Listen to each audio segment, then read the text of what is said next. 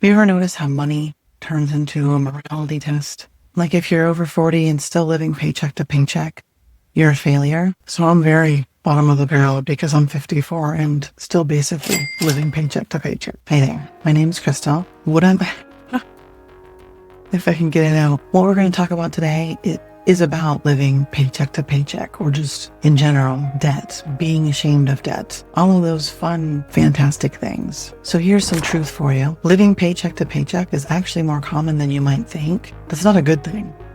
This is not a boat we all want to be in. So I'm going to talk about how that happens, this shame that we carry around, and then for me personally, how I've been trying to tackle this and stop giving Visa 23 cents on the dollar. So Crystal's going to talk about this layoff. Okay, calm down. When I was laid off, people were very quick to say, you made 6 figures. How come you don't have all this money in savings? How do you have debt? You made so much money. And then honestly, it stung. It's true. How did I not have money in savings? Not really much excuse for that. But then I look at my numbers, mortgage, utilities, including electric debt, groceries, car insurance. Luckily, no car payment anymore.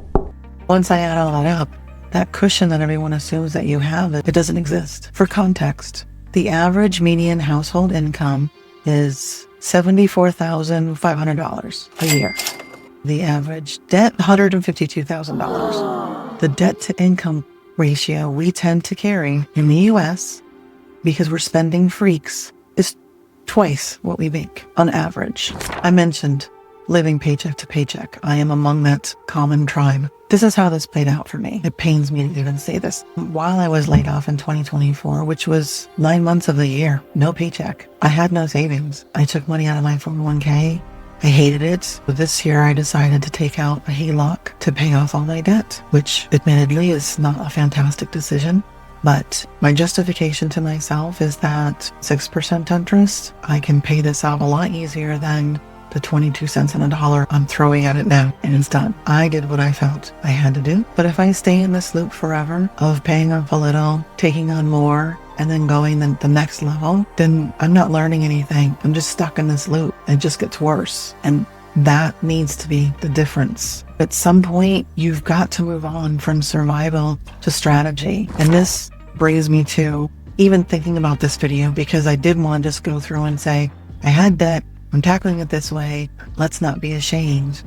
So I wrestle with this, because every time in my head I'm saying, like, okay, this happened. I've learned from it, and now I'm going to move on from it, on to the next. Are you actually learning, or are you giving yourself a pass? Because if that's the case, I didn't learn, and I'm just going to do it again. And this is part of the shame too, that I had to do this again. It makes me feel bad, but it's not accountability. Where's the change in that? If we shame you enough, then you'll stop doing it. I think people just stop talking about it as much because they're ashamed.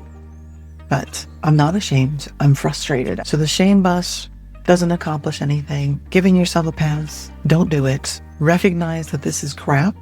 Sure, you can say, okay, it is common. It's not a good thing. The commonality should be, let's discuss it. And how do we fix this? So accountability. What does that look like instead? Yes, I messed up. Here's why it happened. Here's what I'm doing to fix it. And here's how I will do this differently in the future. And then letting it go. Drop it. Not as an excuse, but as a choice to not keep punishing myself for something that I've already dealt with. So this is the fix and what I'm doing now. Building a savings cushion, even if it's small. I want to try getting stocks on my own. And building that buffer. Feels like gambling to me. It always does. Even being in the 401k, it's like, throwing the dice. Oh, sorry. So I'm going to be researching that. Look for that video. I hope it goes better than the side hustle. And the biggest thing, biggest thing, here's 2 of these. A couple of years ago, I had been doing 0 balance transfers. So it's great if you can actually pay them off. But if you get laid off in the middle of it, I have paid them all off. It feels fantastic. I'm chopping these up. Getting rid of these credit cards. The stats that I was giving you on average household income, 7% of our spending goes into credit cards, which isn't that much. This is good info, and I'll try to be quick with these numbers, but it's important, especially if you don't understand how all this nonsense works. And the final number, It's going to shock you. The average debt that people take on with credit cards is $10,000 per year. You're cha-ching. That's what you've already spent in the US for 2020-25. That balance, the amount you charge, not the interest, is $1.18 trillion that we spend on our credit cards before interest. Now, are you sitting down? The total interest paid for the year is $271 billion. That's insane. We have to figure out a way to not do this as a crutch. Put money in savings. And then if we have emergencies, you're not paying 23% interest on top of whatever crisis you're going through. That was my big thing with doing this. HELOC, paying that off, starting from zero, building savings, and then when, not if, another crisis happens, I've got the savings to go to. That's my first defense.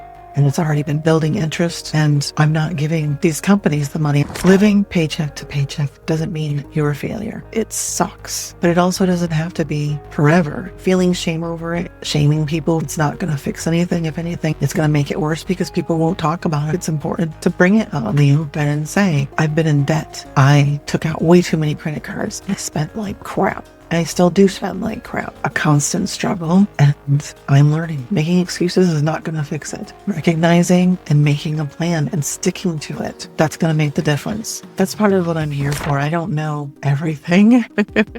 Oh gosh, I wish I did. I'm living through it. I'm learning from it, and I'm trying to share all these lessons that I've learned, and I'll keep up with how I'm going with this. I'm trying to make more room in this dumpster fire that we're all in, helping people get out of the shame bus and tackle it. You are not alone. So drop the shame, pick up some good habits, and if this resonates with you, like and subscribe and drop some comments on where you are with it. I'm not ashamed. I'm in debt. This is what I'm doing. Let's keep each other accountable. We can gripe, but gripe with purpose.